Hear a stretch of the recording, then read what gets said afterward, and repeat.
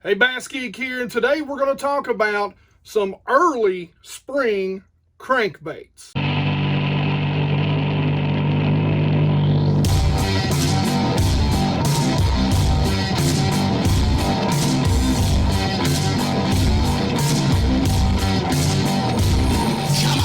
So before we jump right in and we start talking about the crankbaits, early spring crankbaits, let me be clear on that, early spring, and I'll define that for you as we get going. I want to say thank you to the hashtag BGN, BassGeek Nation, man. Love you guys. We are at 29,000 and counting strong. Guys, I've always said there is nothing special about my old dumb redneck ass. Sorry guys, for you guys watching with your kids. But there's nothing special about me except you guys. If you guys wouldn't come in to hang out and watch and go fishing with me week in and week out, and I do promise as spring gets here, I promise we're going to be doing a lot more fishing. I wished I could show you. Listen, I'd almost pay somebody to sit down and go through and help me organize this mess from the shows, from all the stuff I've ordered. You guys have seen it if you've been around. It's all sitting on my table down here in the tackle dungeon. But anyway, back on the point, man. Thank you guys. You guys are awesome. You guys more than rock. You rock and roll. You write the songs. You know what I'm saying? You guys are awesome. And gals, I appreciate you coming and hanging out with me every single week. Now, that being said, I do want to tell you guys, go ahead right now, if you're not subscribed, just hit that subscription button for me and ring that bell. Let's get to 30,000. That is a big, big number in the YouTube fishing world, and I'm super stoked to get there. So help me go ahead and push that on up to the 30,000. If you know anybody that's not subscribed, tell them to go ahead and subscribe. And by the way, I don't know if you guys have noticed the cool new merch that I've got. And now you don't even have to leave YouTube. You can go down, or you can go to my YouTube page, and there is a store right there for guys and gals. And ladies, my wife and my daughter's done been up my butt. The ones with the sleeves only come in 3 colors. I've got the long sleeve shirts and the new hoodies that have the BassGeek down the arms, which I love. I just think that's cool. But, and I know I'm a little dirty. I'm a, ODB. But anyway, you guys know what I'm talking about. So anyway, go check it out. Literally right below the video, there's merch down there. So stickers, you can purchase stickers now. And there's like 3 different types you can go down there and get. You guys that I haven't sent stickers to yet, I promise they're coming. I owe a few of you guys some stickers out there, and I promise they are coming. Just ordered them this week. So anyway, guys, make sure you go check out the new merch. And like I said, my wife has been up my butt. I will be trying to get maybe another set of these for you ladies out there, or for any of you guys that have wives that enjoy the channel, in a little more brighter colors. I'm a dark color guy because let's just face it, I'm fat, guys. I'm fat. So, I like to wear darker colors because they're trimming. They make me look less fat. Okay? Anyway, all that being said, so be sure you guys subscribe, and now let's get into this. So we're going to talk about the crankbaits I like for early spring. We're talking about the beginning of spring. Where's that line? Where's the definition line between winter and spring fishing? Okay? For me, it's not so much a set temperature, right? We're actually in the middle of it right now where I'm at. So what I like to do, and when I like to pull out the crankbaits, for me, I'm going to give you a hard temperature, but I'm going to tell you in general when you can really start to tell that this presentation is really going to start working. Generally, 45, 53, 55. That's when those crankbaits are going to start working. but we're going to condense it down even earlier than that. We're going to go 40 to 48, 52 degrees. We'll say that. Now, again, depending on where you're at, up north, it may be ice out or a little bit past ice out. But here's what you're really looking for. You're looking for 3 or more days where the temperature is going to sustain really above that, let's say 5 to 10 or even greater degree above what the temperature had been for the past couple of weeks. Now, the highs matter, but even more so than that, and this is what I was getting ready to tell you, we're actually coming up on a stretch of about 4 days right here where the lows in my area had, you know, bounced around a lot, but for the most part, you're talking 20s, 30s, that's where the lows have been. Over the course of the next few days, we're going to see high 50s, maybe even the low 60s, but the low temperatures are going to be, for like 3 or 4 days straight, 45, 46, 44. They're going to be that mid 40 degree, and that's where your water temps are going to raise during the day and sustain more of that heat at night. That's what you're really looking for. Once you see that water temperature start to rise and sustain that rise in temperature from one day to the next, that's when you're going to pull out these crankbaits that we're going to talk about today. Now, we're not going to talk about, we're going to narrow it down even greater into the types of crankbaits we're going to talk about. We're going to narrow it down. We're going to talk about mid-depth divers. This is the time when I use my mid-depth divers more than any other crankbait out there. Probably more than I'll use it any other time of year. So, mid-depth divers, let's define what mid-depth divers are. For me, a mid-depth diving crankbait is 6 to about 14, maybe even 16 feet. But we'll say, we'll put her in there, 6 to 16. So a 10-foot range is what I'm going to look at. So now, we've defined what early spring is. We've defined what baits, depth ranges of baits we're going to be using. Now let's define exactly where we're going to be throwing them. Now guys, what I'm going to focus on early are going to be bluffs. So I'm going to put my boat in as tight as I can be, and I'm going to parallel, or maybe even a slight 40. Even if I'm throwing a 16-foot diver, if I come right out there and I'm trying to figure out where those fish are, or I've seen them on the graph and I know they're in that, you know, 14-foot area, I'm going to pick up that 14 or even that 16-foot diver, and that's where I'm going to go. If I see they're in 8 feet, or it seems like I'm catching them in 8 feet, I'm going to pick up that 8-foot diver. Bluffs, main lake bluffs that lead on either end of the bluff, and I love the ones that have big creeks, big spawning creeks on each side of them. Those are normally the most productive, where the creek channel swings up. Now, they'll start out in the middle. Spring bass will start by doing one thing. They're going to stay out there on those steep areas. They're not just going to go flocking out, you know, up the creeks. So what they'll do is they'll move up. Now, you hear a lot of people talk about moving up.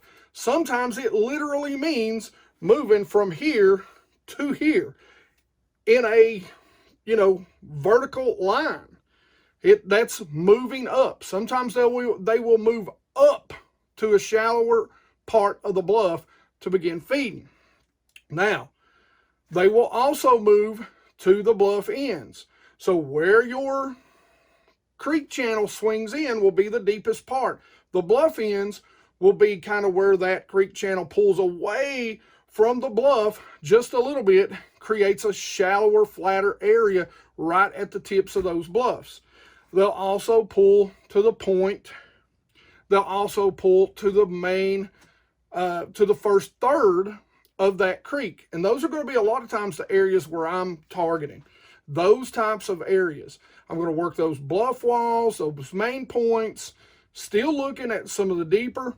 Up on top of those main points now, when it starts getting warm, they'll pull right up on top of them and start feeding.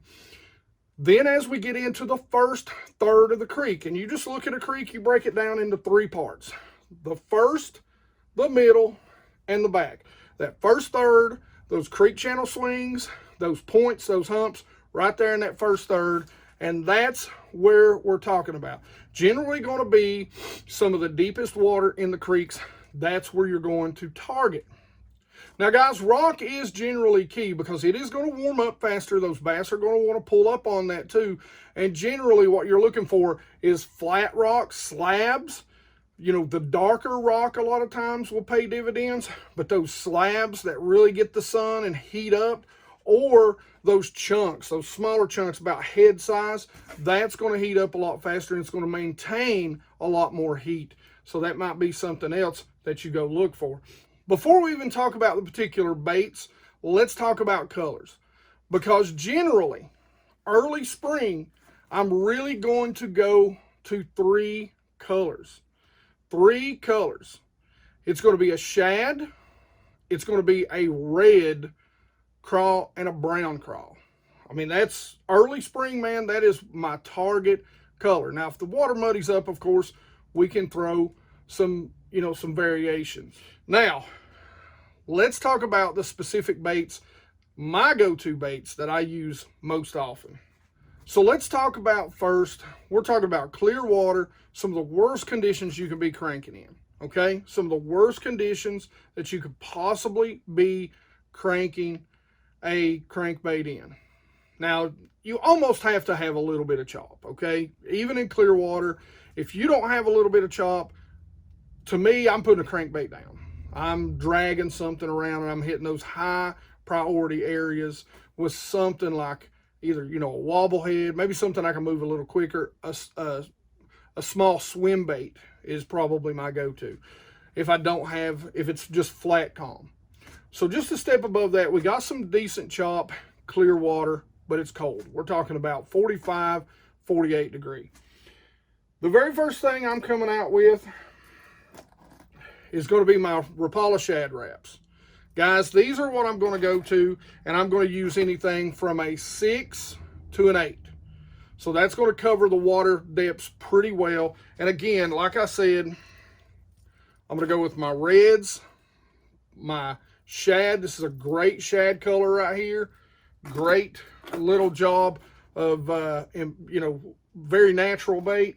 90% of the time, though, I'm going to go in that low chop. I'm going to go with these colors right here. This is your shad. That's your crawl. But I'm going to go greens and browns on my crawls and naturals. They've got a good, tight, natural wiggle. That's why I'm going to use my any bait like the like the Shad Rap, and there's several of them out there now. The Fritz Flatsides are great. Strike King makes a flat side now that's pretty impressive too, and I don't have any of those yet. I can't wait to pick some up. My buddy Richard from Bass Munitions, he swears by them, and I've seen him catch fish on them, and I've got to pick some up. Speaking of flat sides, this is a perfect time to throw flat sides. You've seen me actually pick these up. These are the rosewood. Some of them are balsa. He didn't have the deeper diving in the red, but that's a good brown, so that's going to be a good color. Those flat sides, that sort of root beer is a good go-to color. Those flat side balsa wood or rosewood, or redwood, I'm sorry, these are redwood. Those redwood flat side balsa baits, great in those lower temperatures, guys. At 45 to 50, great baits. You know, guys, as far as companies go, man, look on Tackle Warehouse for these. I think there's a P&H that makes them, that you can order them from Tackle Warehouse. A lot of the ones that I buy, local bait makers make. And again, 3 colors. You know, good natural color, a good brown, and a good red. Right now, early spring, that's what you want. The next bait I want to talk about, it's really the Rapala DT Series. Now the 6 and the 10, all the way up to the 14 and the 16 are generally my go-tos. The 10, for where I live, the 10 is what I really love to throw. Now I will throw the 6 a lot, especially if it muddies up just a little bit, or we've got a nice little breeze blowing in on a point. You've got to get your boat real tight to the bank. But again, when we talk about colors, we begin to talk about, you know, a shad pattern, a brown crawl, a couple of different versions of the red crawl.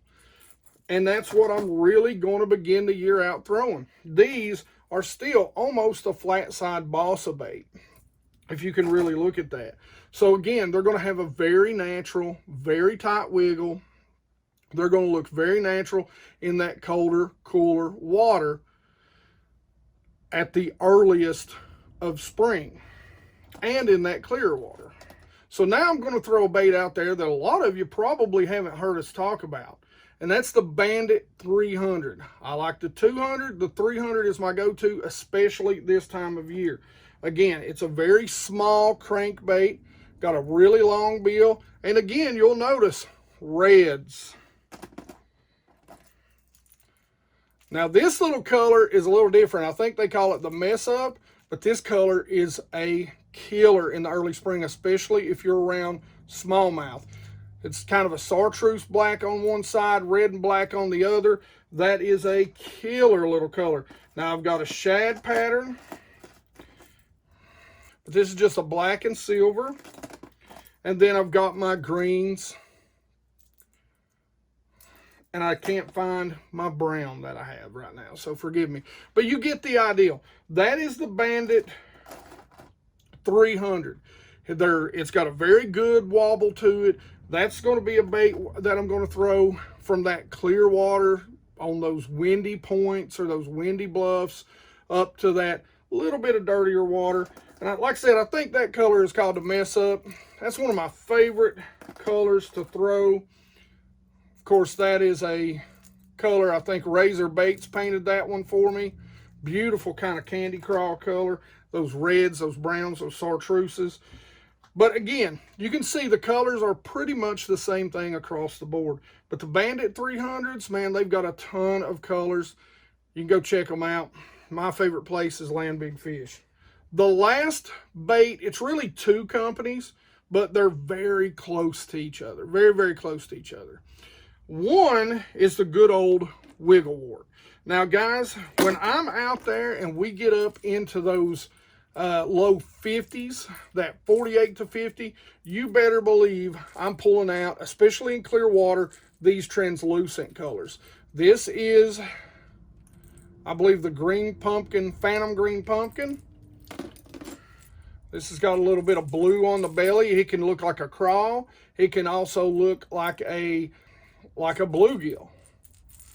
Guys, my Wiggle Worts are something that I'm going to also pull out and I'm going to throw as the water gets a little more stained up. And you can get crazy. I flat wore them out on Del Holla when it was muddy on that little color right there. I don't even know what it's called, but again, go to Land Big Fish, check them out. You ought to be able to find what you need there. The Wiggle Worts and the rock crawlers. Again, this is a watermelon phantom. As the water warms up, or even if you get into those dirtier water, something where you're going to need a lot of vibration, a lot of sound, a lot of body roll and movement, that's when these are great. So even in cold water, the coldest water of the year, these can be great. Of course, I've got my reds. Now in these baits, 90% of the time, they're sort of my brown crawl. 90% of the time, guys, with these baits, I'm not going to throw a lot of shad patterns. And the way I like to fish them is throw them out there and just really creep them in that lower temperature. I like them from that 45, but really once we get up that 48, 53, that's when these tend to really begin to shine, in my opinion. And you can slow them down. When you get out there, slow them down, especially in that dirty water, and really creep across that stuff. Let them hunt, because that's what's great about these baits, is they tend to hunt a lot. That's what's great about the wiggle warts. That's what everybody liked about the original wiggle warts. And that's what's great about the rock crawlers. You get them down there, you get them on the bottom, you get them making contact, and then you start slow rolling them and let them do that big, wide movement that they all have. All right, guys, that really is my choices for those early spring crankbaits. Again, early spring, right when the water starts warming up. This is a bunch of the crankbaits that I'm going to have in my crankbait box on my boat. And those, like I said, 3 colors: red, brown, shad. Because even though the crawls are starting to come out, that shad pattern early, just as they start to move, they're still feeding up on those shad like they have all winter. But if you can get out there and throw those crawl colors just before the crawls actually come out, these bass know, and they're gonna swat them. You're gonna have a really great day. You're gonna have one of those days that you're gonna remember for a long time. All right, guys, so that is it. Let me know any of your super early mid-depth diving crankbaits and some of the colors that you like to throw. As always, questions, comments in the comment section below. You guys know I love to talk about fishing with you. Tell me what's going on in your neck of the woods right now. Where are you at as far as the spring progression, the pre-spawn progression is going? Like it if you like it. Don't forget to ring that bell. Guys, please make sure you go out there and subscribe. I would greatly appreciate it if you haven't already. And as always, you guys rock.